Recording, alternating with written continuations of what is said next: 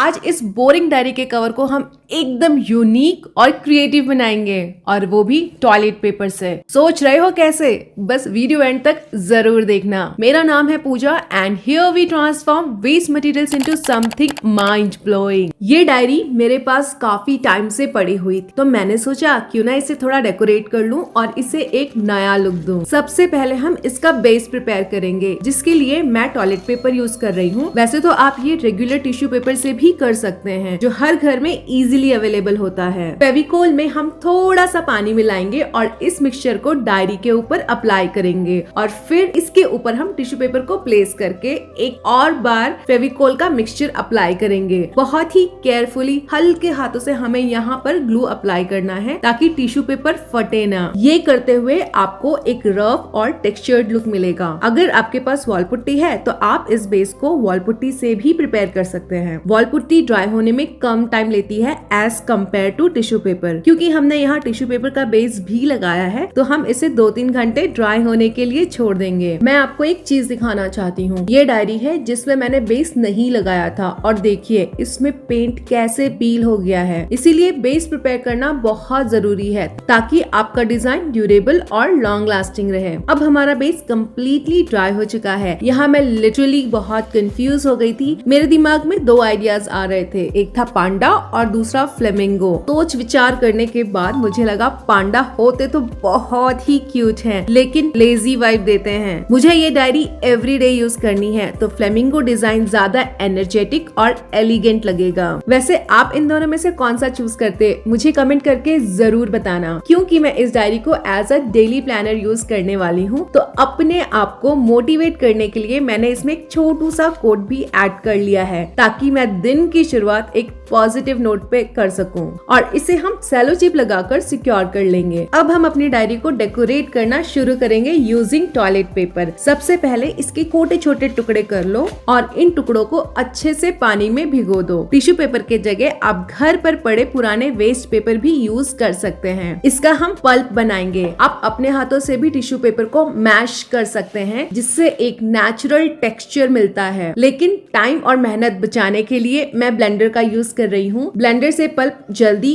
और इवनली बन जाता है। आप दोनों मेथड में से जो आपको कन्वीनियंट लगे यूज कर सकते हैं। अब हम इस पल्प को स्क्वीज करके सारा पानी निकाल लेंगे। अगर आप चाहें तो फिल्टर यानी कि चाय वाली छन्नी का भी यूज कर सकते हैं। जितना हो सके अपने हाथों से प्रेस करके पानी निकाल ले, ताकि ये ड्राई और डेंस हो जाए। सेम प्रोसीजर यूज करके हम डिफरेंट कलर के पल्प रेडी करेंगे, यानी कि पल्प में हम ग्लू और जो कलर चाहिए वो मिक्स करेंगे। यहाँ पर मैंने पल्प को इवनली स्प्रेड करने के लिए मैंने टूथपिक का यूज किया है। ये प्रोसेस थोड़ा पेशेंस डिमांड करता है, लेकिन टूथपिक की मदद से छोटी डिटेलिंग और एजेस पर पल्प को अच्छे से स्प्रेड करना काफी आसान हो जाता है। टूथपिक काफी प्रिसाइज कंट्रोल देती है, जिससे डिजाइन नीट और क्लीन लगता है। आप चाहें तो इसके लिए आप कोई पॉइंटेड टूल भी यूज कर सकते हैं, लेकिन मेरे लिए टूथपिक एक परफेक्ट जुगाड़ है। थोड़ा सा वॉल पुट्टी पाउडर भी ऐड किया है। वॉल पुट्टी से ये मिक्सचर और ज्यादा स्टर्डी हो जाएगा, और अगर आपका ये पेस्ट थोड़ा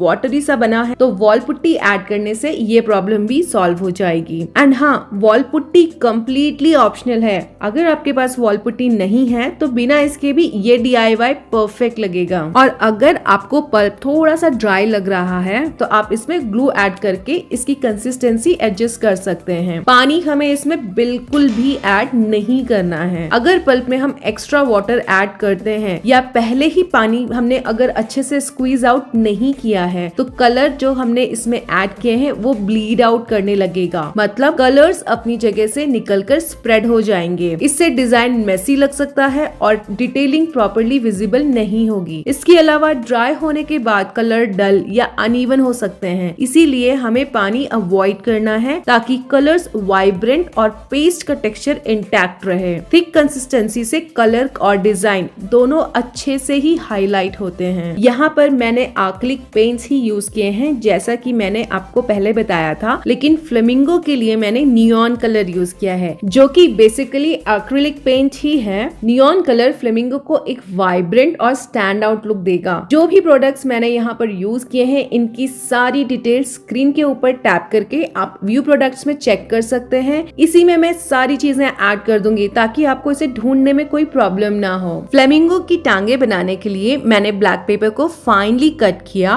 और उसे डिजाइन के ऊपर काफी केयरफुली चिपकाया है। ये सिंपल टेक्निक फ्लेमिंगो की टांगों को एक शार्प और क्लीन लुक देगा जो ओवरऑल डिजाइन को और भी एनहांस करेगा।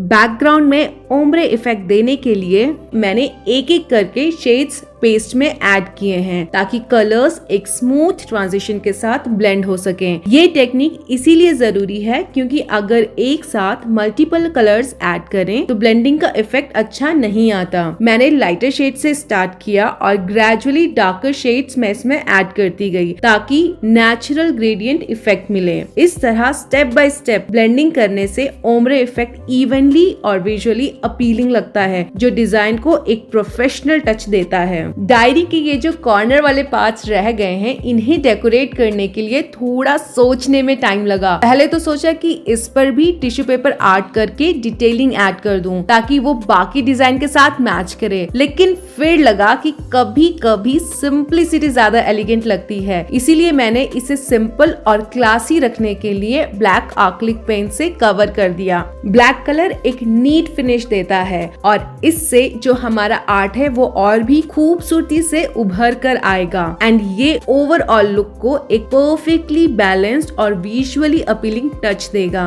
इस तरह की डायरी आप ढूंढने पर भी नहीं खरीद सकते क्योंकि ये सिर्फ DIY का मैजिक है। जो क्रिएटिविटी और एफर्ट्स आप अपने हाथों से लगाते हैं वो इसे और भी स्पेशल बनाता है। ये डायरी डेकोरेशन का आइडिया आपको कैसा लगा? कौन सा पार्ट आपको ज्यादा पसंद आया? Ombre background, vibrant flamingo, leaves की डिटेलिंग या मोटिवेशनल कोट का आइडिया या फिर ओवरऑल डिजाइन? कमेंट करके मुझे जरूर बताना। एंड एंड स्क्रीन में मैं एक और डायरी डेकोरेशन आइडिया ऐड कर रही हूँ, वो वीडियो भी आप जरूर देखना।